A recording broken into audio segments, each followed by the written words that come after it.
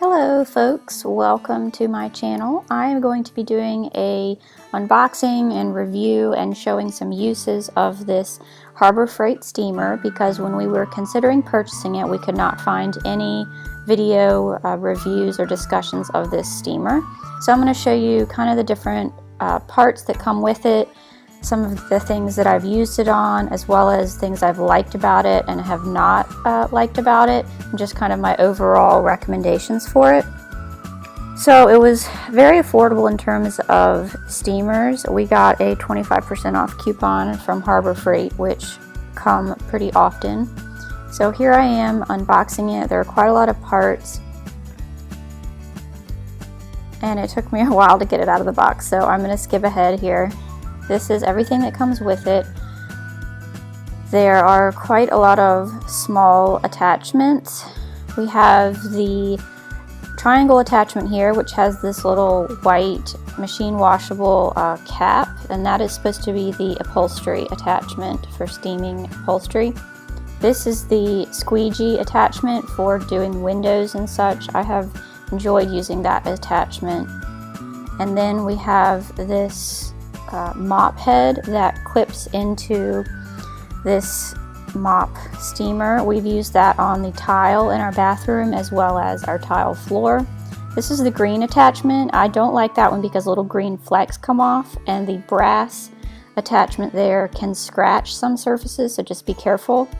And then you have these just regular scrubby heads. There are about 4 of them that are pretty similar in size. And then you have the cap here to the water tank. I do not like, however, that you do not know how much water is in the water tank. And then we have the sticks, the longer extensions for when you want to do your floors. So I'm filling up the tank. They give you the cup that you're supposed to fill to 800 milliliters and then a small funnel to pour the water in. You don't really know how full the tank is, so you just kind of have to gauge by how much you've been using it. I typically get about 20 to 30 minutes of use for each tank. And then they have all these different attachments that can go on the end there, and that is the brass attachment.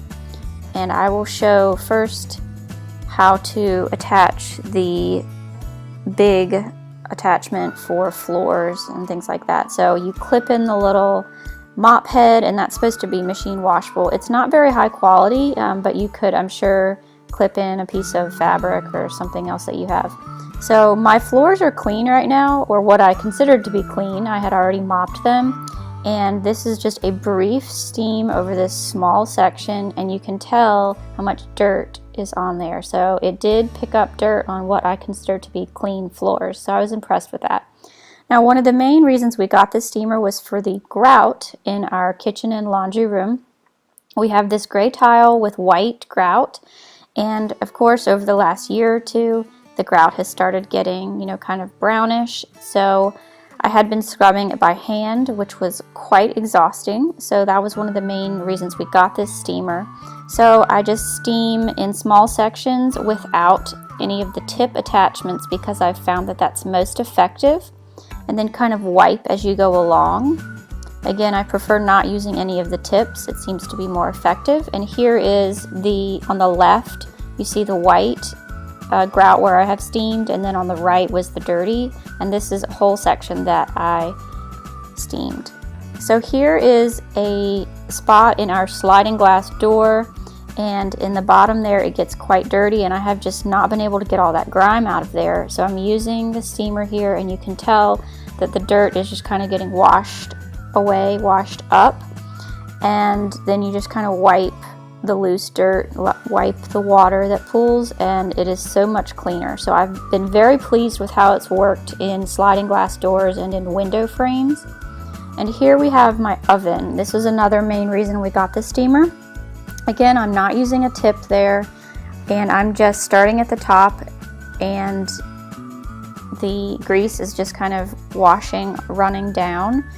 And this is an oven that is only a year or two old, so I had already cleaned it, and the steamer is taking off all of that grime that I really couldn't get out on my own. So I'm very pleased with that. Again, that's just with the spraying. There's no tip on there. I'm not wiping, it's just washing all that grease down to the bottom of the oven where I can then wipe it up easier. Yeah, and then you just can take a towel and wipe it off what residue is left. And then I will show you guys how I use it on my oven door. This is another main use for the steamer for me personally. The oven door is again something that I've tried cleaning and it still has all this residue, and I'm using the brass attachment head right there to scrub. You have to be careful though, the tip gets very heated of course, and when you're applying a lot of pressure it can snap under pressure, so just be careful there because there are no replacement parts. You'll also notice that the trigger is fairly tight. That's one thing I don't really like about this. But after about 30 minutes of steaming, when the water runs out, that's about when my hand starts to cramp anyway, so I just take breaks. It's not really something that you can use for extended periods of time just because the water tank doesn't hold a lot. Again, it'll steam for about 20-30 minutes, and then you have to wait for it to cool down for a few minutes before you fill it up with water, and then it takes about 8 minutes for the water to heat up again. So it's not great if you have to do everything all at once. And it worked great on my oven door. I was extremely pleased. I've been using just tap water and it seems to be doing fine. I haven't been using distilled water. So here are my overall conclusions. I would say that it is a good steamer for the price, but only for household uses. I would not say that it's something that's great for commercial uses. So I hope this was helpful if you are considering this steamer, and thank you so much for watching, and y'all have a great day.